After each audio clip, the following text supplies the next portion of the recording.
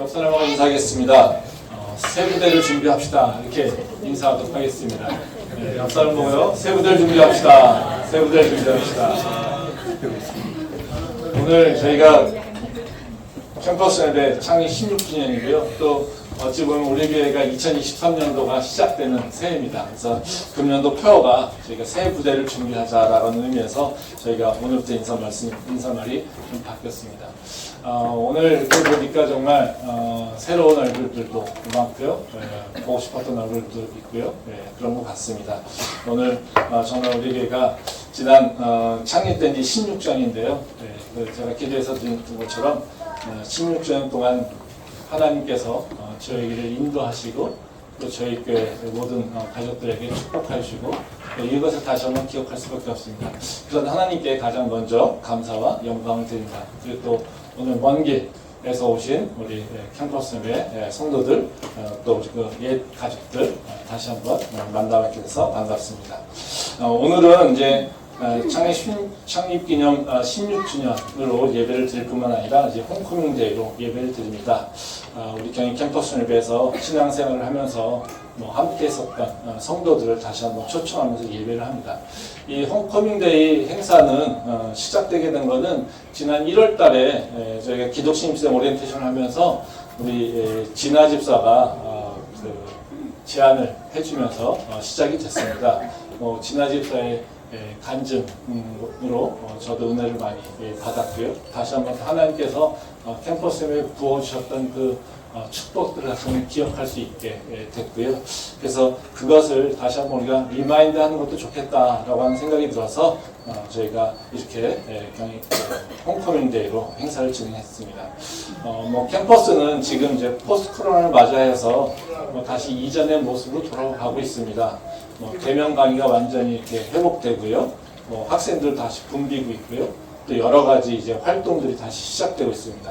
이런 상황에서 우리 교회가 또 우리 교회 성도들이 해야 될 것은 하나님의 사명을 다시 한번 기억하고 또 그 사명에 합당한 모습으로 이렇게 새로운 마음으로 도전해 나가야 될 시기라고 생각이 됩니다.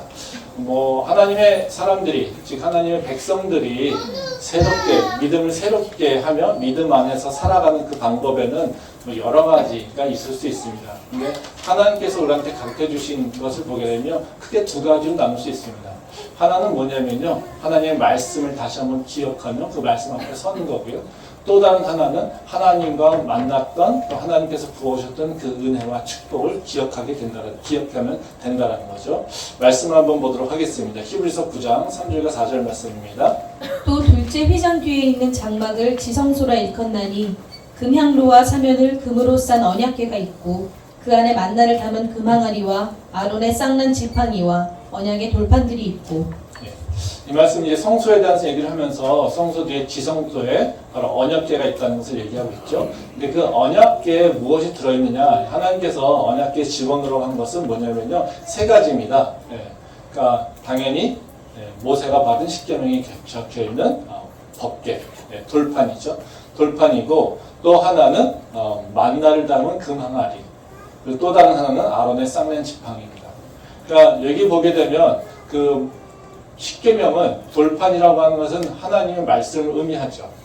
그래서 하나님의 말씀을 우리가 다시 한번 기억하고 영원히 기억하기를 원하신다는 거고요. 또 다른 두 개는 그 금항아리와 아론의 쌍난 지팡이는 하나님과 이스라엘 백성들이 그 광야에서 경험했었던 그 추억의 시간이라는 거죠. 그걸 만나는 어떤 겁니까? 광야에서 배고파서 먹을 것이 없을 때, 그리고 아무런 농사도 짓지 않고 수렵도 하지 않은 그 상태에서 40년간을 하나님께서 보호하셨던 그 방법, 그것이 바로 만나죠. 그래서 너희가 어디를 가는 간에 내가 너희를 공급할 것이고 내가 지켜 보호할 거다라고 하는 것을 약속하신 것, 그 사건들을 기억하는 게 만나라는 거죠. 또 다른 하나는 바로 그 아론의 쌍난 지팡이라고 하는 것은 하나님의 통치를 의미합니다. 하나님께서 세우신 모세와 아론에 대해서 정했던 그 고라 자손들, 그 자손들과 하나님 대항했을 때 그들을 징계하시고 하나님의 통치하심 다시 회복시켰던 그 사건들, 이것이 바로 모세 아론의 쌍난 지팡이를 얘기하고 있다는 거죠. 그렇다면은 하나님께서 그 법궤를 얘기를 하시면서 그 법궤에 집어넣으라고 하는 것은 바로 말씀과 그리고 만나 항아리와 아론의 쌍난 지팡이라는 겁니다. 그러니까 하나는 말씀, 변하지 않는 하나님의 말씀을 얘기하고 있는 거고요. 두 개는 하나님과 이스라엘 백성들이 가졌던 그 추억을 다시 한번 기억하는 그 증표가 된다는 거죠. 이것은 바로 우리가 법계에 나갈 때마다 하나님을 대면할 때마다 기억하며 나가는 겁니다. 그리고 이것을 기억할 때 우리가 다시 믿음이 새로워지게 된다는 거죠. 그래서 우리가 신앙적으로 다운이 됐거나 아니면 우리가 길을 잃었을 때 가장 다시 믿음을 회복하는 방법은 말씀 앞에 다시 서는 것이죠. 그리고 또 다른 하나는 바로 하나님께서 주신 그 은혜들을 다시 한번 기억하며 바로 살아계신 하나님, 나에게 역사하신 하나님, 그리고 나를 인도하신 하나님, 나를 축복하신 하나님, 그 하나님을 다시 한번 기억하는 겁니다. 그걸 통해서 우리가 믿음이 다시 새로워질 수 있다는 것이죠.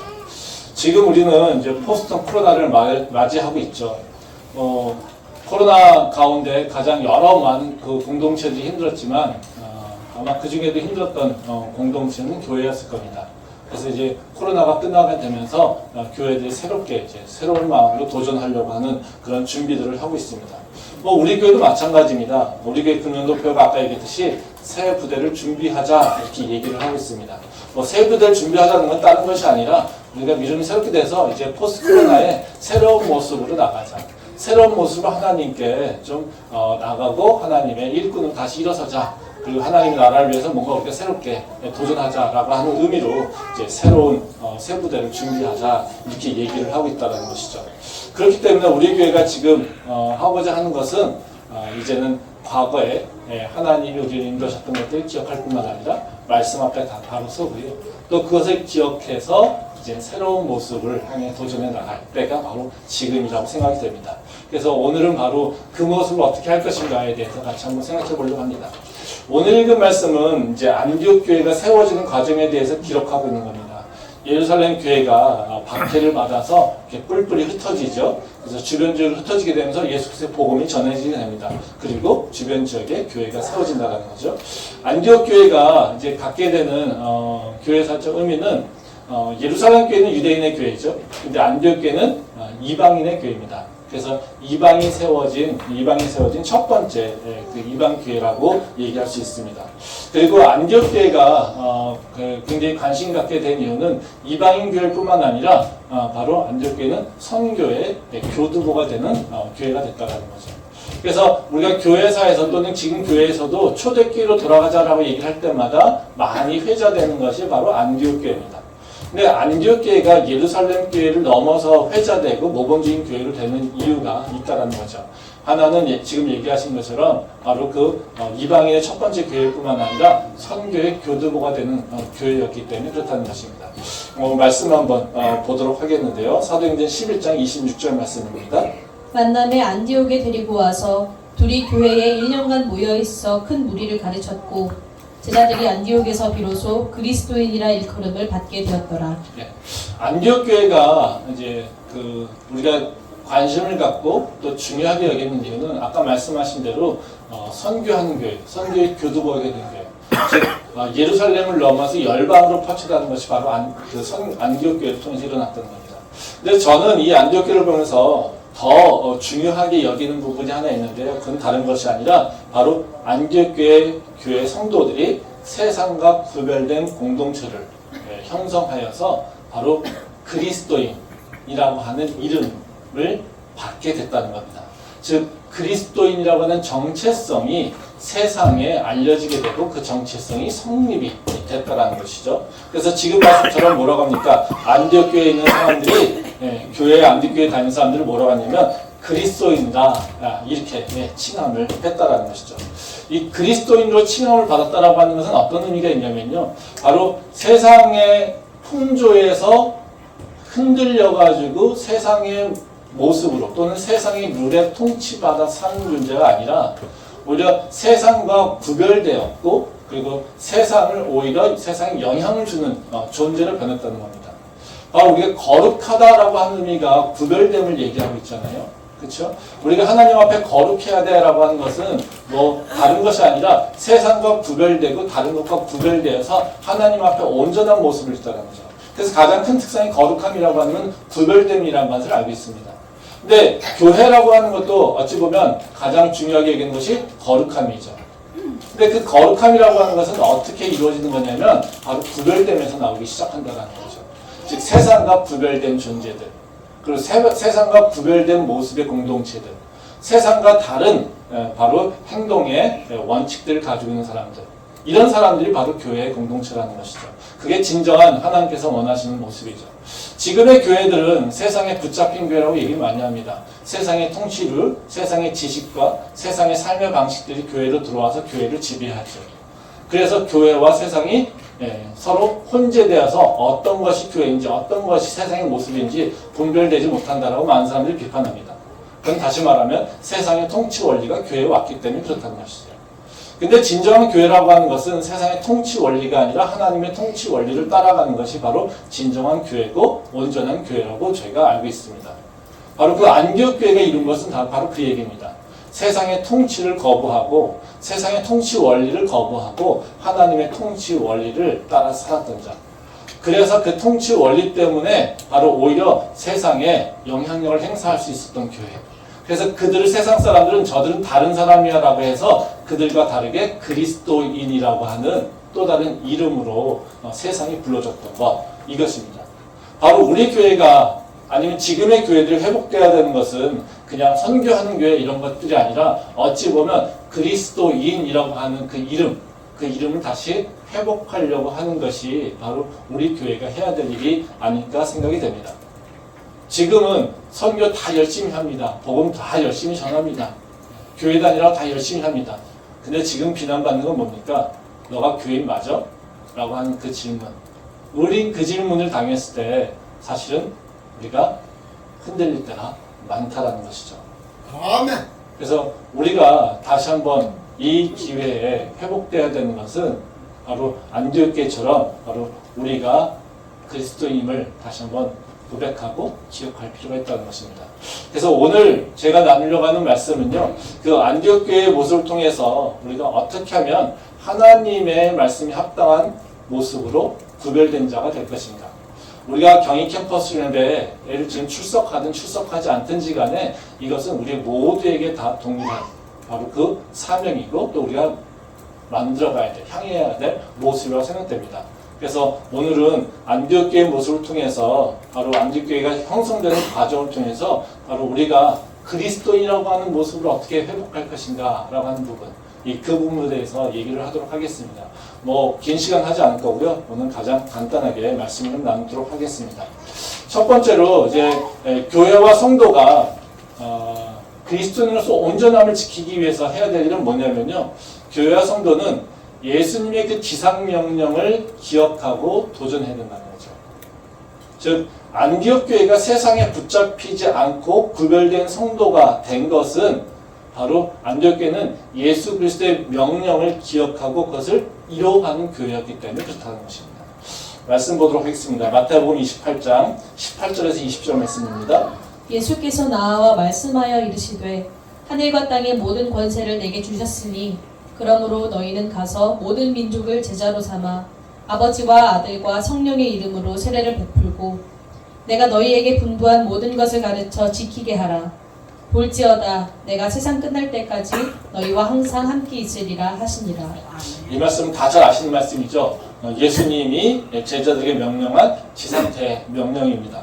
예수님이 하늘로 올라가시기 전에 제자들에게 그 권능을 주시면서 축복하시죠. 그리고 사명을 주시죠. 바로 열방의 민족들을 제자로 삼으라고 합니다. 이 말씀은 우리가 가서 복음 전해라 라고 이해하는데 이 말씀은 그냥 단순히 가서 전도해라 이런 차원이 되지 않습니다. 그냥 단순히 복음 전해라, 예수님 이름 선포해 이걸로 되지 않아요. 그 차원을 넘어섭니다. 여기 보면 20절 말씀이 되게 핵심적인 말씀인데요. 그건 뭐라고 하냐면요, 내가 너희에게 분부한 모든 것을 가르쳐 지키게 하라 이렇게 얘기합니다. 다시 말하면 예수님이 우리의 구세주입니다 라고 하는 걸 선포하는 걸 끝나는 것이 아니라 그들에게 예수님이 우리에게 명령하신 삶의 방식을 가르쳐서 지키게 하라고 얘기한다는 거죠. 즉 뭐가 변해야 되는 겁니까? 삶의 방식이 바뀌게 되는 거죠. 그들이 바라보고 또 그들이 의사결정하는 방식, 그들이 생각하고 뭘 추구하는지 그것들이 바뀌어야 된다는 거죠. 안디옥 교회 성도들이 바로 그 그리스도인이라고 했던 것은 단순히 예수 믿어라고 하는 것이 아니라 바로 세상 사람과 다른 목적을 갖고 있고 세상 사람과 다른 의사결정, 가치책을 갖고 있고 다른 방식의 의사결정을 해왔기 때문에 바로 세상 사람들과 구별됐다는 것이죠. 근데 여기에 보게 되면 말씀 한번 더 보겠는데요. 네, 사도행전 11장 26절 오늘 읽은 말씀인데요. 한번 읽겠습니다. 만남에 안디옥에 데리고 와서 둘이 교회에 1년간 모여있어 큰 무리를 가르쳤고 제자들이 안디옥에서 비로소 그리스도인이라 일컬음을 받게 되었더라. 이것은 안디옥에서 이루어진 것을 얘기합니다. 여기 보면 26절을 보면 그런 얘기하거든요. 둘이 교회에 1년간 모여있어 큰 무리를 가르쳤고 이렇게 얘기합니다. 이 둘이라고 하는 것은 뭐냐면요. 바로 바나바와 바울을 얘기하고 있습니다. 즉 예루살렘 교회가 박해를 받으면서 주변으로 흩어졌죠. 그래서 가서 예수 그리스도의 복음을 전합니다. 근데 그 복음 전에서 교회들이 많은 사람들이 모여들었다는 거죠. 근데 모여들어서 끝나느냐? 그래서 교회를 구성하고 뭐 그냥 끝나느냐? 그렇게 되지 않았다는 거예요. 오히려 바나바와 바울이 바로 그 파송되어서 그 사람들이 함께하면서 그들이 무리를 가르쳤고 그들의 삶이 바뀌었다는 거예요.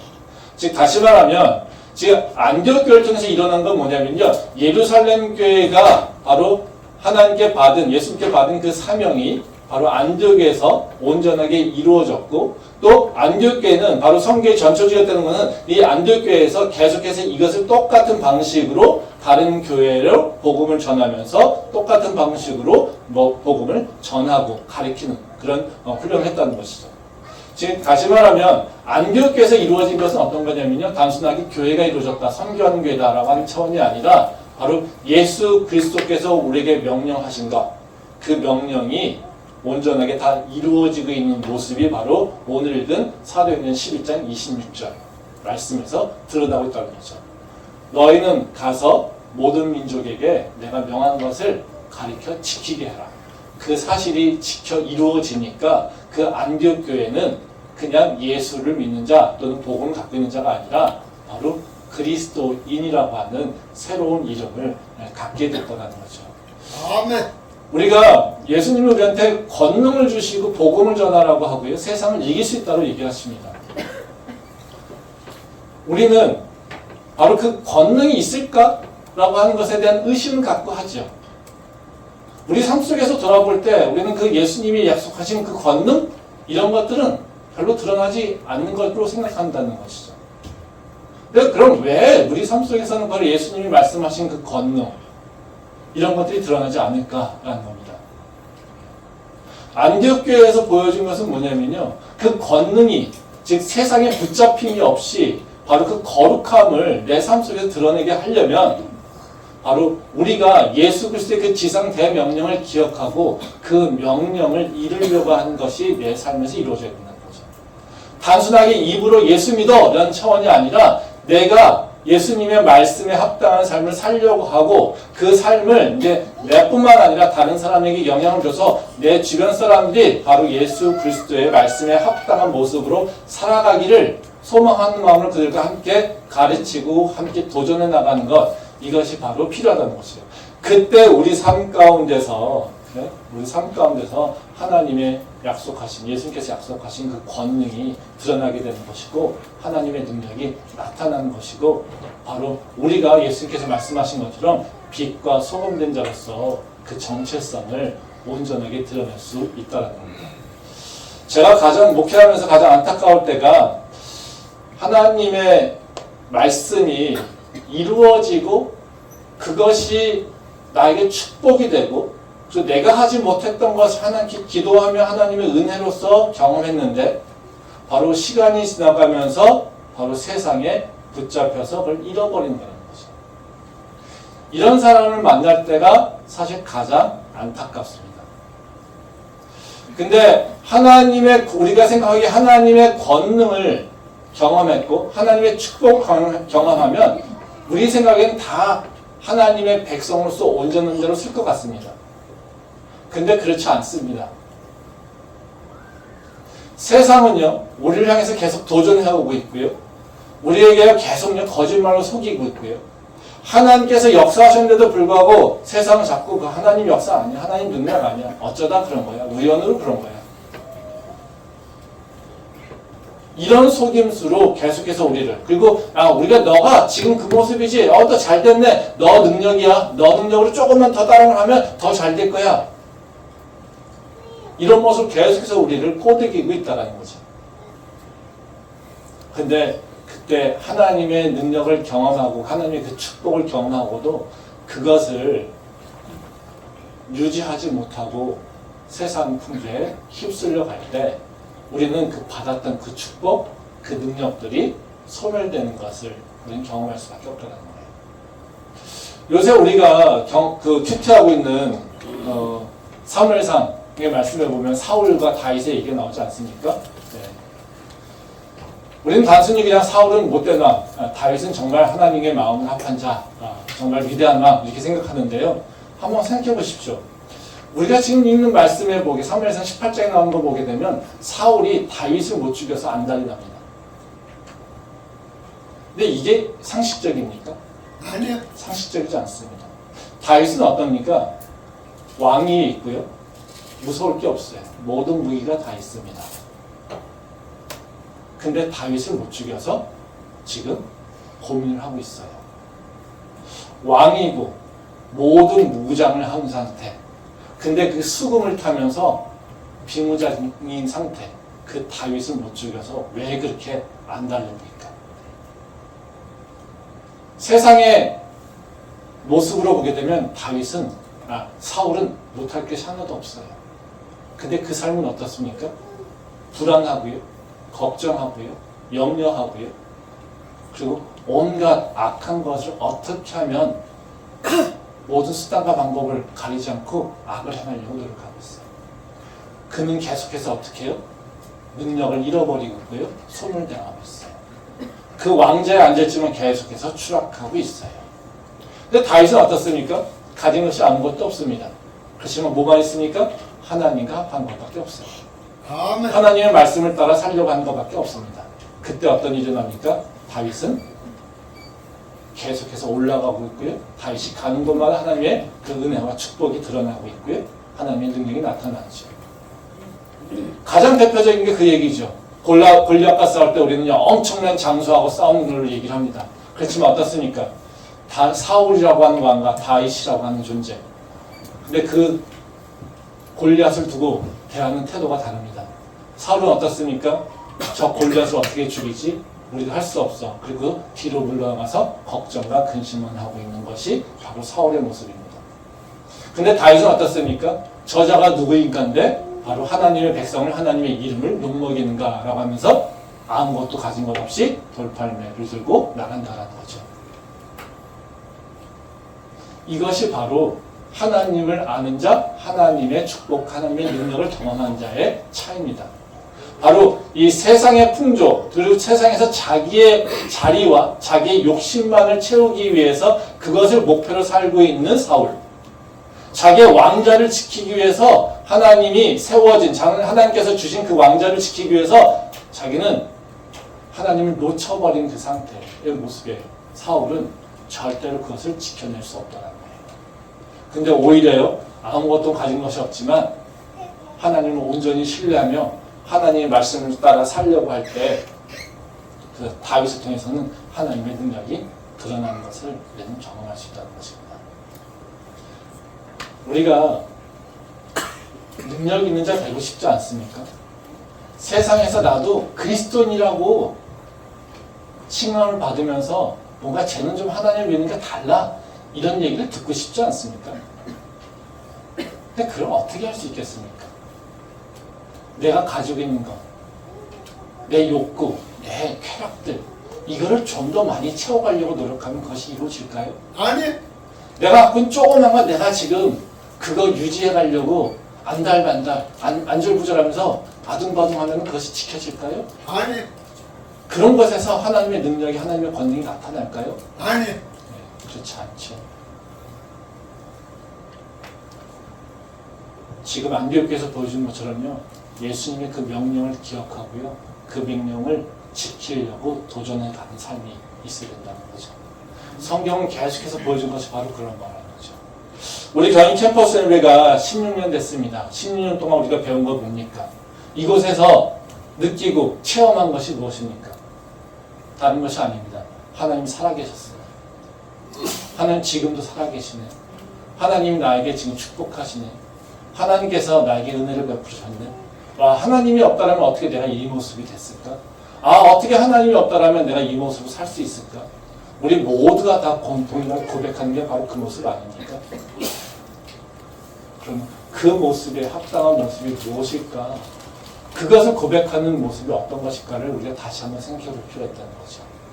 혹시 코로나로 지쳐서 여러 모습, 삶의 모습에 지쳐서 하나님의 능력이 내 삶에 더 이상 드러나지 않아라고 하는 그런 생각들을 내 마음속에 혹시 갖고 있다라면 다시 한번 우리가 이 홈커밍데이 예배를 통해서 하나님이 나에게 과거에 부어주셨던 그 은혜와 축복을 기억하기 원합니다. 아멘. 그 만나를 기억하면 좋겠고요. 바로 그 아론의 쌍난 지팡이를 기억했으면 좋겠습니다. 바로 그걸 기억하는 것이 내 삶 가운데서 이제 하나님의 백성인 것을 다시 회복하고, 그리고 이제는 내가 그 백성이기에 예수님께서 나에게 주신 그 명령을 기억하며 그걸 향해 도전해 나가겠다라고 하는 다시 믿음의 결단이 있을 때 내 삶에서는 하나님의 능력이 다시 회복될 것이라고 믿습니다. 그 회복이 우리 안에 있기를 소망합니다. 아멘. 두 번째로 교회와 성도가 해야 될 일은 뭐냐면요, 리더가 되는 것도 중요하지만 리더를 세우려고 노력해야 된다는 거예요. 즉 세상에서는요, 네가 리더 되라, 넌 리더가 돼야 돼, 이런 얘기를 되게 강조합니다. 틀린 얘기 아닙니다. 근데요, 교회에서 해야 될 일은 뭐냐면요, 바로 리더를 세우려고 할 때 우리는 하나님의 능력을 경험할 수 있다는 거예요. 말씀 보도록 하겠습니다. 사도행전 11장 25절 26절 말씀 같이 보겠습니다. 바나바가 사울을 찾으러 다소에 가서 만남에 안디옥에 데리고 와서 둘이 교회에 1년간 모여있어 큰 무리를 가르쳤고, 제자들이 안디옥에서 비로소 그리스도인이라 일컬음을 받게 되었더라. 여기 보면 이제 재밌는 얘기가 뭐냐면요, 그 바나바가 사울을 찾으러 다소에 가서라고 하는 말. 그래서 둘이 이제 함께 사역을 하면서 안디옥 교회 교인들이 그리스도인이라고 칭함을 받게 된다라고 하는 것을 이제 보여주고 있어요. 근데 이 말씀에서 보면 우리가 초점 맞추는 것은 뭐냐면요, 사울을 찾으러 다소에 갔다 바나바가 이겁니다. 이 바울이 다메섹에서 예수님을 만난 이후에 바로 그 사역하고 바로 선교사 되고 바로 지도자 되지 않습니다. 그 사이에 한 15년 정도의, 약 15년 정도의 기간이 있어요. 그때는 사실 일종의 말하자면 버림받은 존재로서 이렇게 살게 됩니다. 그러니까 처음에는 바로 예수님 다메섹 만난 다음에 아라비아 사막으로 가죠. 그래서 광야에서 지냅니다. 이건 한 3년 지냅니다. 그리고 지금 다소에 가 있습니다. 근데 다소에서 약 기록에 따라 틀리지만 10년에서 13년 정도 거기서 지냈다고 합니다. 그리고 바나바가 있다는 거죠. 왜냐하면 바울이라고 하는 사람이 예전에는 예수 그리스도, 예수를 탄압하며 그 제자들을 탄압했던 자들이죠. 그러니까 제자들이 바울을 그냥 처음부터 쉽게 공동체를 받아들이지 않습니다. 처음부터 나 이제는 예전에 핍박했던 존재인데 나 이제 예수님 만났어, 나 예수님 예수님이 제자가 됐어, 이러고 해도 제자들이 어떻게 해요? 금방 믿지 못하죠. 그래서 그를 그냥 내버려 둔다는 거예요. 근데 바나바가 어떻게 하냐면요, 안디옥 교회 가서 사역을 시작할 때 바로 바울을 찾아가서 데려와서 같이 사역한다는 거죠.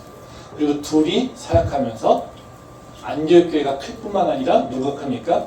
바울이 큽니다. 그래서 이 이후로는 바로 바나바가 중심이 되는 사역이 아니라 바울이 중심이 되는 사역을 바뀐다는 거죠. 즉 리더가 어떻게 됩니까? 바나바에서 바울로 전환되는 사건이 안디옥 교회에서 일어나게 된다는 것이죠. 즉 세상에서는 아까 말씀드렸듯이 너가 리더가 돼야 돼, 그게 가장 중요해, 이렇게 얘기합니다. 근데 교회는요, 그렇지 않습니다. 리더를 세우게 되는 겁니다. 즉 다시 말하면 좋은 팔로워가 되는 거라는 거죠. 그러니까 리더가 되는 것은요, 좋은 팔로워를 세울 때, 그리고 좋은 팔로워가 되는 건 좋은 리더를 세우는 거고요. 좋은 리더가 되는 건요, 또 다른 리더를 세운다는 거죠. 그러니까 여기서 말하면 좋은 크리스찬이라고 하는 것은 뭐냐면요, 리더를 세우고 또 리더가 되고, 이것이 같이 일어나야 된다는 거예요. 우리 경인 캠퍼스에서 저는 참 감사한 게 제가 목회하면서 우리 캠열이 없었다면 제가 목사를 할 수는 없었을 거라고 생각됩니다. 저는 준비된 상태에서 목회를 시작하지도 않았고요. 사역을 시작하지도 않습니다. 저는 목회를 시작할 정도로 믿음이 좋지도 않았고요. 성경 말씀을 잘 알지도 못했고요. 설교할 수 있는 능력 전혀 없었고요. 교회를 이끌어갈 수 있는 아무런 리더십도 갖지 못한 자가 저였습니다. 근데 굉장히 미숙하고 굉장히 성숙하지 못한 모습에 있는 사람을 교회에다 세워놓고 이 권사님들, 장로님들께서 그냥 못해도 봐주시고 또 그냥 좀 하면 은혜롭다고 얘기하시고 칭찬해 주시고 저도 모르는 사이에 내가 잘하는 줄 알고 착각하고 할 때도 있었다라는 거죠. 그래서 저같이 믿음도 연약한 자가 말씀도 모르는 자가 목회를 하게 되고 목사가 되고 또 교회의 리더가 되고 이런 모습이 되었다는 거죠. 어찌 보면 우리 교회에서 다른 것은 몰라도 적어도 리더를 세우는 것에 대한 모습은 하나님께서 기뻐하지 않았을까라는 겁니다. 제가 리더가 돼서 하는 얘기가 아니라요. 바로 그것이 공동체에서 해야 될 일인데 그것을 우리 교회가 해왔다는 거죠. 그러면 제가 리더가 됐으니까 저는 그럼 끝일까요? 아닙니다. 저도 이제 팔로우가 돼야 되는 겁니다. 또 다른 리더가 나와야 되는 것이고요. 또 다른 리더는 또 다른 리더를 세워야 되는 거고요. 그것이 우리 교회 안에서 일어나는 목사를 세우라는 얘기 아닙니다. 우리 교회 안에서 리더 세우라고 하면 다 목사 세우라고 하는 걸로 착각하고 오해하는데요. 그런 얘기 아닙니다. 우리는 똑같이 어떤 사명을 받았으니까 땅끝까지 가서 복음을 전하고 예수 그리스도의 제자를 삼으라고 하는 것. 즉 예수님이 가르쳐준 말씀을 가르치고 지켜 행하게끔 하는 것. 이것이 우리가 해야 될 일이에요. 그러면 우리는 끊임없이 뭐 해야 됩니까? 리더를 세우고 파송하고 리더를 세우고 파송하고 여기서 또 다른 리더가 세워지고 우리는 계속해서 그 팔로워가 되고 또 리더가 되고 바로 이것들이 된다는 거죠. 좀 그냥 간단히 얘기한다면 서로 리더를 세우는 것이 해야 된다는 거예요. 전 이것이 교회의 전형적인 모습이라는 것입니다. 우리 교회가 16주년 넘어서 해야 될 일은 다른 것이 아니라요. 바로 리더를 세우는 겁니다. 저는 우리 교회 성도들이 바로 세상에서 영향력 받아서 사는 존재가 아니라 세상에 영향력을 미치는 존재로 살기를 원합니다. 그것이 바로 우리가 예수님께서 부름받은 이유 아니겠습니까? 우리가 캠퍼스 연례에 있든 어디에 있든지 간에 우리가 해야 될 일은 분명합니다. 예수님께서 우리를 빛과 소금 된 자로 부르셨습니다. 그리고 우리를 구원하셨을 뿐만 아니라요. 말씀 주시고요. 말씀을 가르칠 수 있는 능력을 주셨다는 거죠. 그리고 그 말씀을 이제는 전하고 그 말씀에 따라 세상 사람들이 살아갈 수 있도록 우리에게 그를 변화시키라고 명령하고 있다는 것이죠. 바로 우리가 그 모습이 되기를 소망합니다. 마지막으로 우리 한번 생각해 보면 좋겠어요. 나는 지금 그리스도인이라고 다른 사람에게 부름받고 있는가? 나는 지금 다른 사람들이 예수를 믿기 때문에 다른 존재야 라고 하는 것을 정말 얘기하고 있는가? 지금 안디옥 교회 교인들처럼 쟤네들은 그리스도인이야, 예수쟁이야 라고 하는 그 얘기를 내가 듣고 있는가? 그거 듣는 것이 부담스러울지 모르겠지만요. 그것이 듣는 것이 성경적이고요. 그것을 듣는 것이 하나님의 능력이 내 삶에서 나타나는 길이라는 것을 다시 한번 기억했으면 좋겠습니다. 그리고 우리가 이제 새 학기 시작하면 또 새로운 이제 포스트 코로나를 맞이하면서 이제는 세상 어디서도 쟤는 그리스도인이야, 쟤는 교회 다녀라고 하는 크리스찬이라고 하는 그 이야기를 들으며 살아갈 수 있는 주의 백성 될 수 있기를 소망합니다. 기도하겠습니다.